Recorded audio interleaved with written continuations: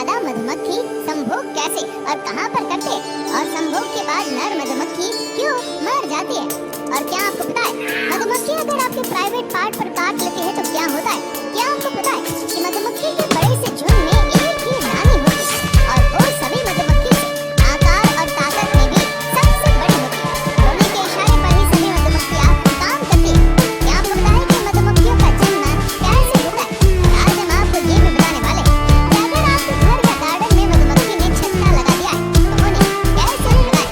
ये सब सवालों के जवाब हम आज की वीडियो में आपको बताने वाले हैं, इसलिए इस वीडियो को अंत तक जरूर देखें। मधुमक्खी दुनिया के सबसे खतरनाक कीड़ों में से एक है, लेकिन ये जितने खतरनाक होते हैं उतने ही मेहनती भी होते हैं। खतरनाक इसलिए कि इनके पास नुकीले डंक होते हैं। अगर इसने अपना डंक किसी इंसान को मारा तो उसे भयानक दर्द होता है। और मेहनती इसलिए कि जैसा हम सभी जानते हैं कि ये मधुमक्खियां मीठा और स्वादिष्ट सेहत बनाने के लिए जानी जाती है, जिसके लिए ये काफी मेहनत करती है। ये मधुमक्खियां विभिन्न प्रकार के फूलों का रस पीकर एक स्वादिष्ट शहद का निर्माण करती है। आपको जानकर हैरानी होगी कि ये मधुमक्खियां हर साल लगभग 150 किलोग्राम शहद का निर्माण करती है। और अगर बात करें इनके परिवार की तो इनके एक छत्ते में लगभग 30,000 से 50,000 मधुमक्खियां रहती है, जिसमें 500 से 600 नर मधुमक्खी होती है। और इस छत्ते में सिर्फ एक ही रानी होती है जो इनसे आकार और ताकत में बड़ी होती है और इसीलिए ये इन सब मधुमक्खियों पर राज करती है। जी हाँ दोस्तों, इस छत्ते में नर और रानी मधुमक्खी को छोड़कर सभी मधुमक्खियां वर्कर्स होती है जो रानी के आदेश का पालन करती है। दोस्तों, इस प्रक्रिया में सबसे पहले नर और रानी मधुमक्खी का मिलन होता है, जैसा कि आप देख सकते हैं। और इनका ये मिलन कुछ मिनटों का ही होता है, जिसमें नर मधुमक्खी मादा के ऊपर बार-बार गिरने के बाद फिर से चढ़ती हुई आपको दिखाई देती है। दोस्तों, जैसे ही इनके मिलन की प्रक्रिया पूरी हो जाती है उसके कुछ दिनों बाद रानी अंडे देने की अवस्था में आ जाती है।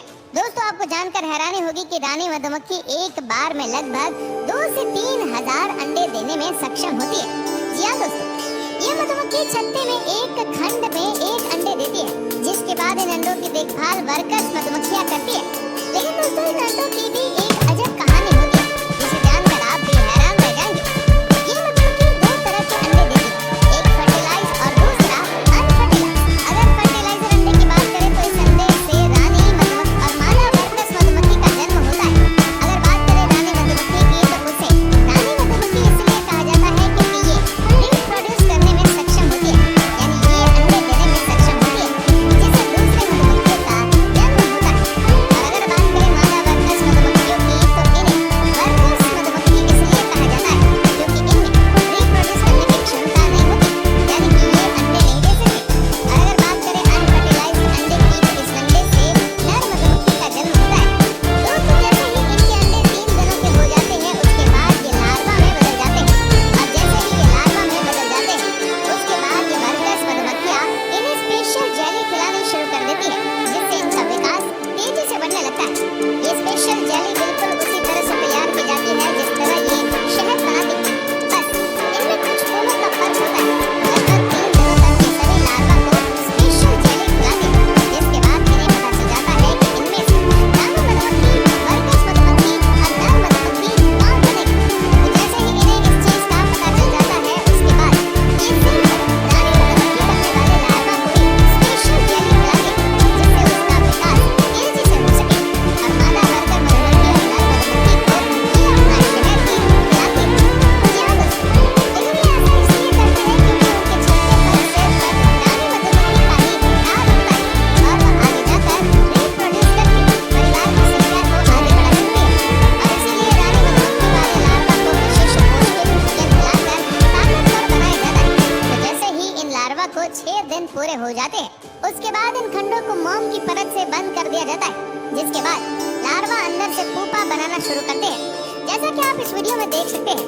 और लगभग 16 दिनों बाद रानी मधुमक्खी मोम की परत को तोड़कर बाहर आती है, जैसा कि आप यहाँ देख सकते हैं। और इस तरह रानी मधुमक्खी का जन्म होता है।